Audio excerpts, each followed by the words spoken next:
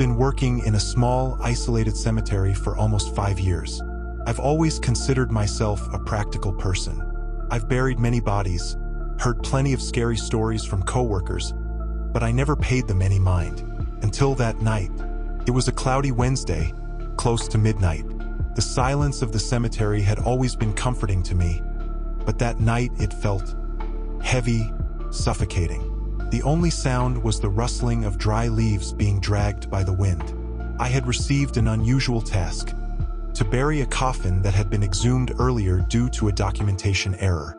Apparently, the body had been placed in the wrong grave and needed to be returned to its rightful resting place.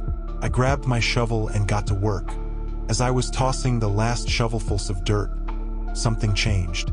The air around me grew colder, and I felt the unmistakable sensation of being watched. That's when I heard it, knocking, faint, muffled, coming from inside the coffin. I froze.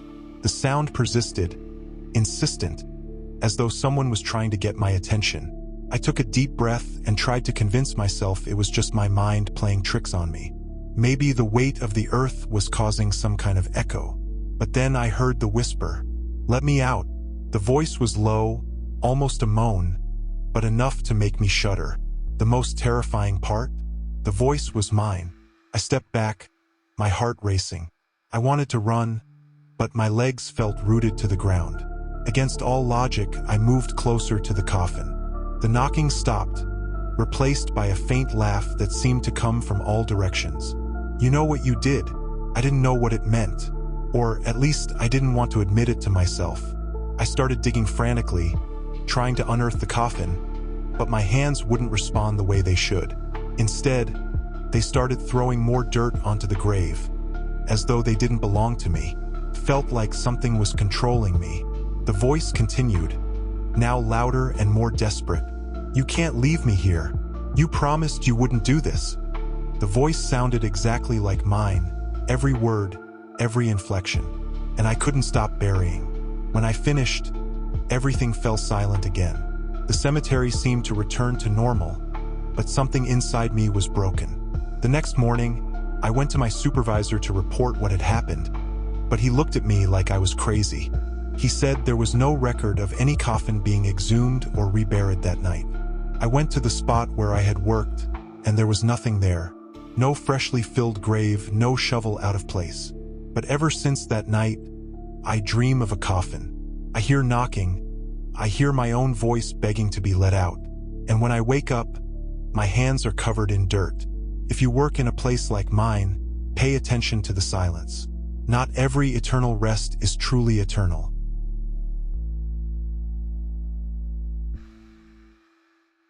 When my parents bought that vintage alarm clock at a flea market, I knew something was wrong. It seemed out of place, as if it didn't belong to this era. The rusty metal frame and hands that appeared to be stained with something dark gave me chills. They, however, thought the design was charming. Little did we know what was coming. On the first night, it went off at exactly 3:13 a.m. It wasn't a normal alarm sound, but a sharp, distorted tone, like metal scratching against glass. My parents got up, startled, but couldn't turn it off. The off button seemed stuck, and even when they removed the batteries, the sound continued. It only stopped when my dad accidentally dropped it on the floor. The second night was worse. The alarm went off again, this time louder, and the sound seemed to come from every corner of the house. When my dad tried to throw it away, he found it back on the nightstand in their bedroom, as if it had never left. My mom started complaining about feeling like something was watching her while she slept. On the third day, I decided to put an end to it. During dinner, my parents were arguing about what to do with the alarm clock. My mom said we should destroy it, while my dad thought it was just defective. I interrupted them, promising to solve the problem once and for all. At 3:13 a.m., the alarm went off again, so loud it felt like it was inside my head. I went to their bedroom and found my parents frozen, their eyes wide open, staring at the clock. They didn't blink, didn't speak, just pointed at it. Summoning my courage, I grabbed the clock and took it to the kitchen.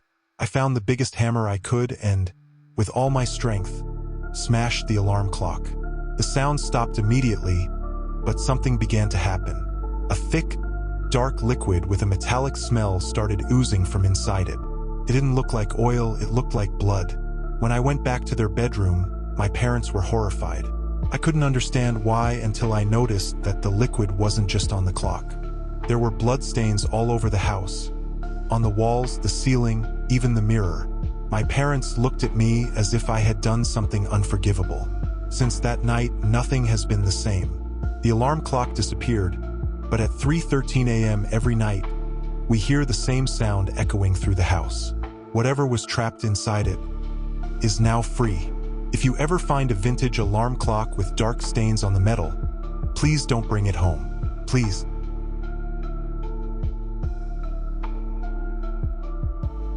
It was too late to walk back.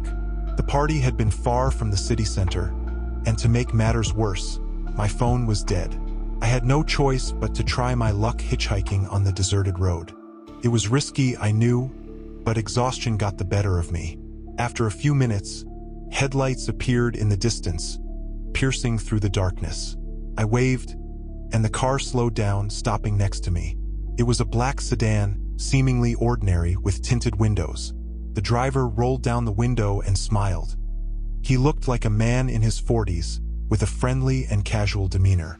"Where are you headed?" he asked. "To the city center.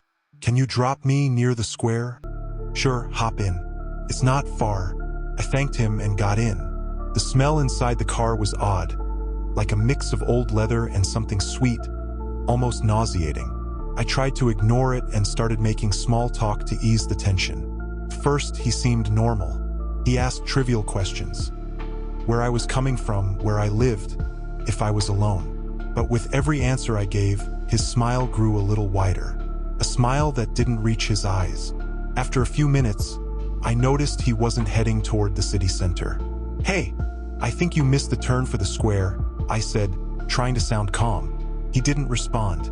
He just kept driving, his eyes fixed on the road ahead.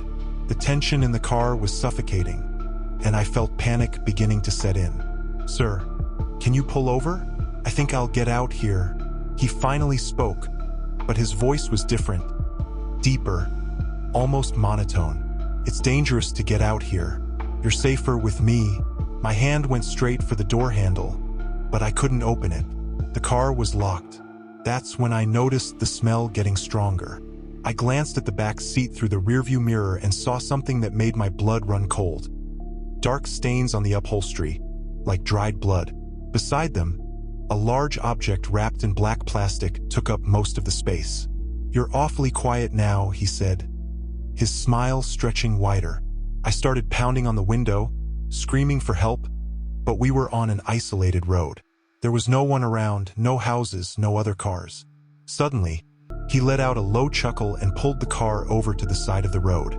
"We're here," he said. Before I could react, he unlocked the doors and turned toward me with a knife in his hand. I don't know where I found the strength, but I managed to open the door and run into the woods alongside the road. I ran until my lungs burned and only stopped when I saw the lights of a house in the distance. I never looked back. The next day, I saw a news report about a man who had been arrested on that same road.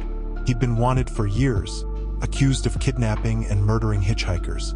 When they showed his photo, my hands started shaking. It was him. If you ever think about hitchhiking at night, don't do it. You never know who's behind the wheel.